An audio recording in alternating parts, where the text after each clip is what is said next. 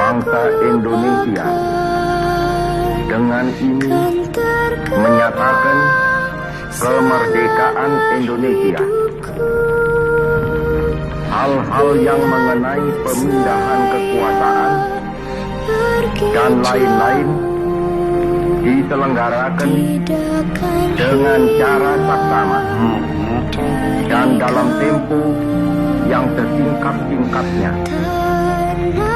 Jakarta, 17 Agustus 1945, atas nama bangsa Indonesia, Soekarno, Hatta.